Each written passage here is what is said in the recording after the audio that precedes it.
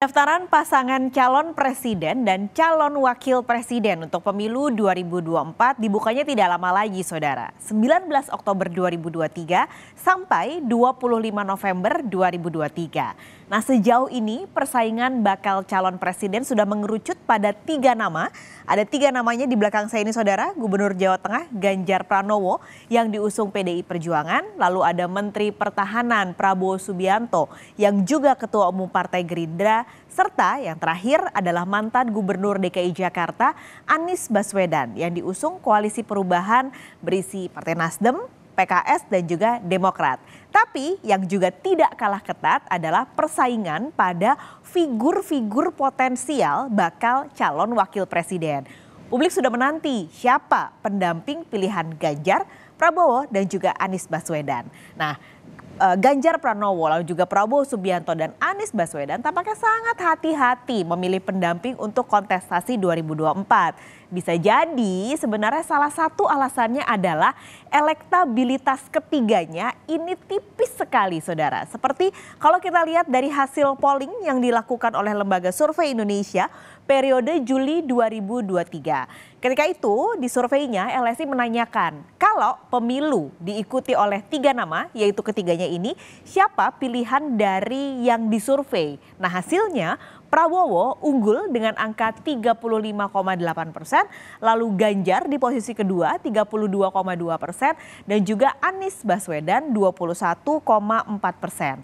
Nah, selisihnya Anda lihat, Saudara, dari survei ini tidak begitu jauh. Jadi ketiga bakal calon presiden ini tentu butuh sosok pendamping tepat yang mampu mengatrol suara mereka. Nah, siapa saja sebenarnya figur yang dinilai cocok sebagai bakal calon wakil presiden? Nama-nama yang menghuni kabinet Jokowi ini menghiasi hasil jajak pendapat Lembaga Survei Indonesia. Pertama ada Menteri BUMN Erick Thohir yang meraih suara 14,3% atau meraih survei di angka 14,3%. Lalu Menparekraf Sandiaga Uno di angka 8,9%. Ada juga kepala-kepala daerah, ada Gubernur Jawa Barat Ridwan Kamil 13,5%. Lalu juga ada Wali Kota Solo yang juga merupakan putra sulung Presiden Gibran Rakabuming Raka.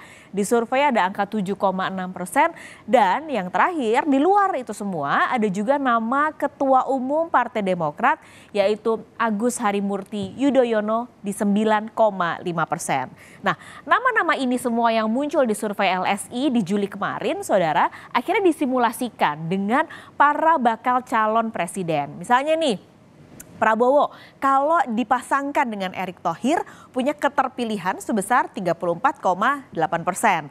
Sementara kalau Prabowo pasangannya adalah Muhaimin Iskandar atau Gus Imin, partner koalisinya saat ini suaranya mencapai 30,7%. Nah, menariknya Saudara, dalam survei ini Prabowo juga dipasangkan dengan putra sulung presiden yaitu Gibran Rakabuming Raka dan hasilnya pasangan ini punya keterpilihan 33,9%.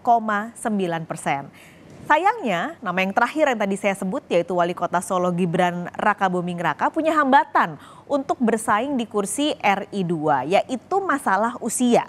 Karena di undang-undang saat ini tentang pemilu, syarat untuk jadi calon presiden ataupun calon wakil presiden adalah usianya minimal ini 40 tahun. Nah, tapi ini bisa saja berubah karena sekarang nih Partai Solidaritas Indonesia atau PSI yang mengklaim sebagai partainya anak muda sudah mengajukan uji materi batas usia minimal capres dan juga cawapres.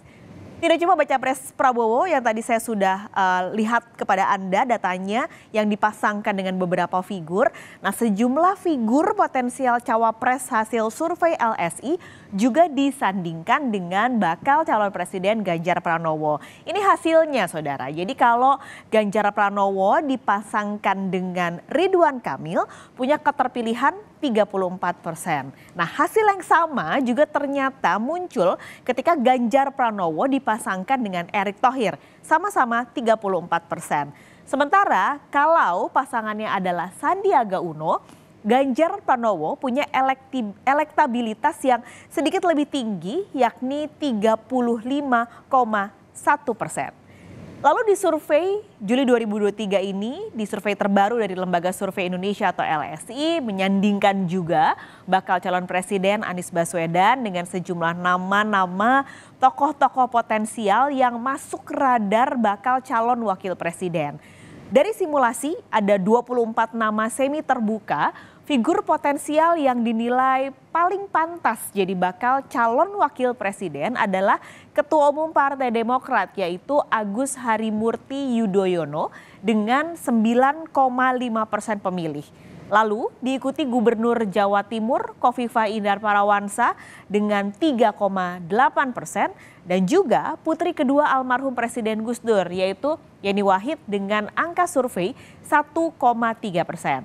Nah, meski survei ini sebenarnya tidak menyandingkan Anies dengan juga mantan Menteri Kelautan dan Perikanan Susi Pujiastuti, tapi ketika disandingkan dan dalam survei ini berhasil mendapatkan jumlah suara yang bersaing dengan Yeni Wahid, angkanya sama yaitu sama-sama 1,3%, saudara.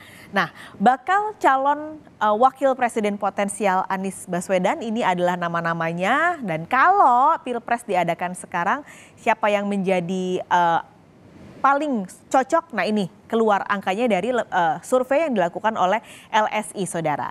Meski sebelumnya seakan tidak pernah dilirik, tapi nama Susi Pujiastuti ini juga yang masuk survei kian solid di bursa bakal calon wakil presiden. Jadi setelah Anies Baswedan sempat mengunjungi Susi di Pangandaran, Jawa Barat 24 Juli lalu, waktu itu Anies juga sempat menginap di rumah Susi dan lalu diajak berkeliling, lalu ketemu nelayan Pangandaran. Nah, sebenarnya bukan hanya Anies yang pernah dijamu Susi di rumahnya. Seminggu sebelumnya, bakal calon presiden Prabowo Subianto juga sempat mengunjungi Susi di Pangandaran. Tapi Susi udah bilang dan menegaskan tidak pernah ada tawaran, apalagi dipinang Prabowo sebagai bakal calon wakil presiden. Tapi yang jelas, saudara, sosok mantan Menteri KKP ini dan juga sekaligus bos Susi R terkenal tegas dan berani, ini punya magnet politik. Jadi hadirnya Susi di kubu baik itu di Anies ataupun di kubu Prabowo bisa menggeser arah dukungan di Pangandaran yang jadi lumbung suara PDI Perjuangan waktu pemilu 2019 lalu.